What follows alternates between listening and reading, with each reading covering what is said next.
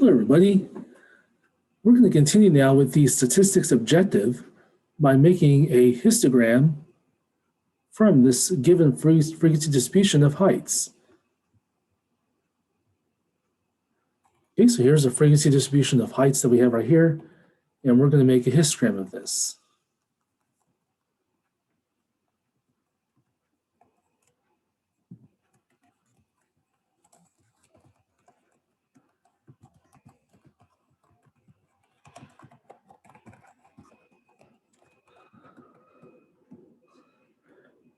A histogram is just a picture of a frequency distribution.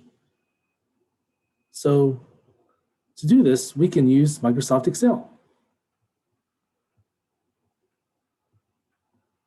Okay, to do this, we're going to highlight the entire frequency distribution like so. And then we'll do Insert. And then we'll choose this bars right here, okay, where it says Insert Column or Bar Chart. Then we'll choose 2D column.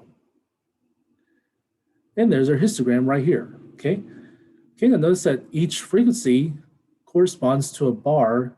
Each frequency in the frequency distribution corresponds to a bar in the histogram. So like, for example, the first frequency is 3, and so notice that the first bar has a height of 3, okay? So it says value 3 right there. And then likewise, we have a frequency of 2 in the second class that corresponds to the second bar, which has a height of 2, et cetera, et cetera. Okay, so we have a bar for each respective, we have a bar in the histogram for each respective class in the frequency distribution. Now, notice that there's gaps between each bars right here, and that's okay in the histogram. However, the bars should really be touching each other. In other words, we should fill in the gaps. And recall in another video, we talked about class boundaries. The purpose of the class boundaries is to fill in the gaps. And that's because we use that to make a histogram of that. So in histogram, we want to also fill in the gaps, just like we have with class boundaries. So to fill in the gaps, we can do a right click on any one of these bars here, like so, and then we'll choose Format Data Series. All right, and we have this insert here on the right hand side here. Notice it says gap width 219%. That means there's a gap width of 219% between each two consecutive bars. To make the bars stand next to each other, we want the gap width to be 0%. To get the 0%, we can use the slider right here. And now we have all the gaps filled in. And here's a nice, good-looking histogram. All right, now histogram, notice that on the x-axis here, we have all the classes, all right? Classes are not mandatory on the x-axis of a histogram. Sometimes you might see class midpoints, or even the class boundaries might be there, or you can just basically number the classes. Like you'd have class number 1 for this one, class number 2, class number 3, etc. What's really important for histogram is to have all of the frequencies on the y-axis, okay, which is what we have right here. Another thing that's important in the histogram is that it tells us an idea of what the distribution of data is. So notice that here we have the bars start pretty low here, and then in the middle, it rises to a top bar there and then goes back down again.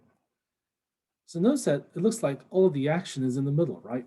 Around the, looks like, in other words, it looks like most of the heights are between 67 inches and say about 72 inches.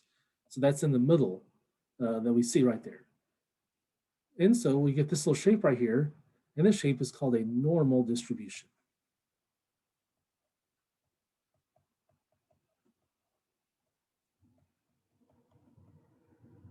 Okay, so this heights here, this set of heights here has what's called a normal distribution. In other words, it looks like most all the heights are in the middle there, okay?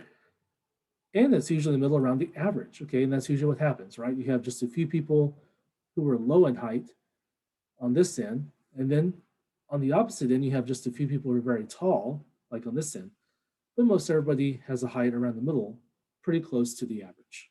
So heights usually have a normal distribution. Okay, that's your histogram right there.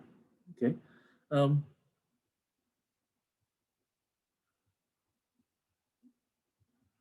let's make a snapshot of this.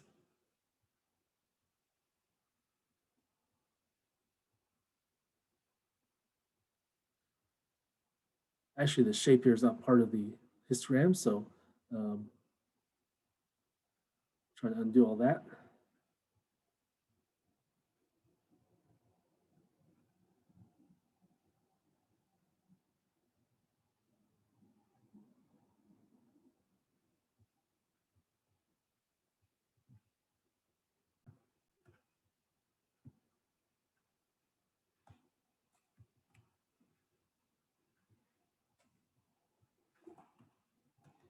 Okay, there it is right there. Okay. Now, what we can do is now make another thing called a frequency polygon. Okay. So let's make a frequency polygon for the heights.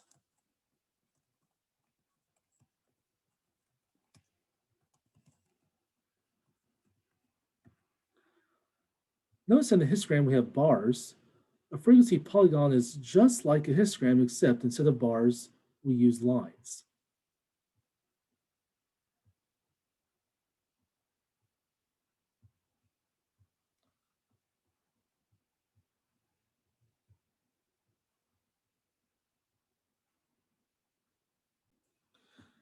So to get those lines, let's do this example of making a frequency polygon of the heights. All right, let's go back to the frequency distribution we have here in Excel. And here's what we need to do. Okay, we're going to put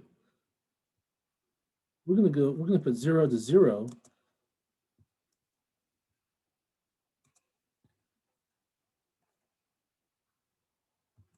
like so, 0 dash dash 0 in the class right before the first class. And we'll put a frequency of 0 right here. And we'll go to the very last class, go to the next row after the last class, and also put a frequency of 0. Okay, now we're going to highlight all this stuff here, including the zeros, and then do insert. And then this time we'll choose this insert line or area chart. Then we'll choose 2D line. And here's a nice frequency polygon right here, okay? Now, the reason why I put the zeros is that in a frequency polygon, we really want to start with a line protruding from the x-axis. And then we'll go to the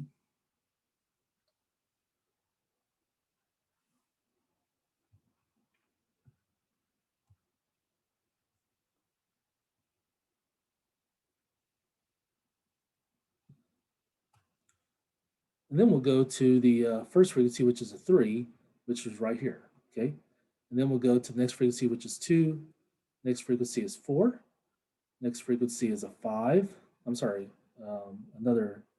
let's see, 3, 2, 4, 2, right? Yes. And the next frequency up here is going to be a 5, which is right here. And then we have 12 right here. And then 6 is going to be here. And then we have another 2 right down here. And then we have 0 and the 1.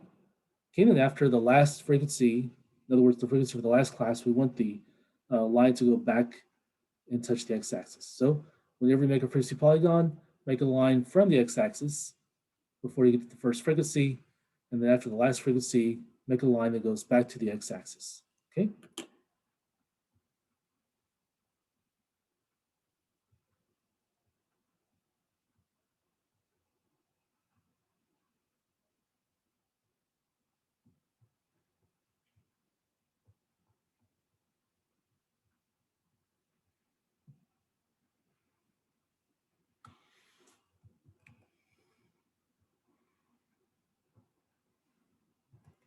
And there's a frequency polygon, and as you can see, we can look at this and tell it has a normal distribution, just like the histogram.